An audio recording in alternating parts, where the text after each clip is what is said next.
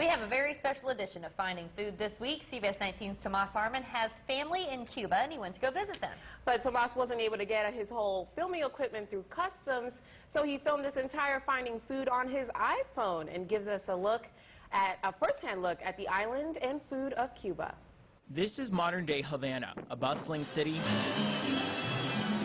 still frozen in 1959 after the communist takeover by Fidel Castro. But its people continue to push forward.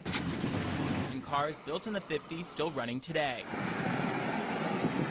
In recent years, Havana has improved significantly thanks to a steady flow of tourists from places like Canada, Argentina, and Russia who come to Cuba to enjoy some major tourist attractions like La Floridita, the bar in Old Havana where Ernest Hemingway invented the daiquiri. But as Cuba molds itself into a new tourist hotspot, its authenticity starts to fade, which is why I went with my cousin Eugel some 278 miles east of Havana on back roads and crumbling highways to the town of Moron, known for its gallo, a cast iron rooster that has come to symbolize the town's spirit. Outside of Havana, the island of Cuba is much more humble. The houses are more functional than beautiful, and only a few people can afford cars.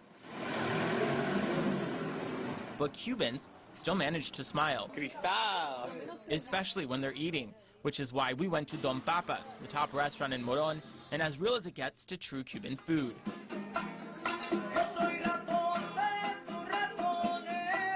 Don Papas is a typical Cuban restaurant. There are no windows and the tablecloths are made of plastic.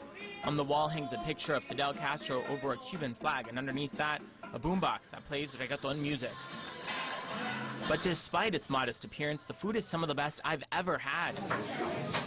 On the other side of a retaining wall resides an open-air kitchen, where the restaurant prepares what little food there is on the island for its hungry guests.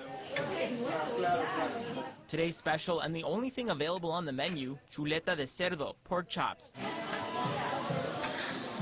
The pork chops, seasoned in the open air, are cooked on a makeshift grill while feet away.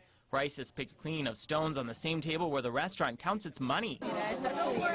Or when the plate is brought to the table, filled with yuca in the middle, congria on top, and cerdo on the side, it's easy to forget you're thousands of miles from home in the heart of a communist country.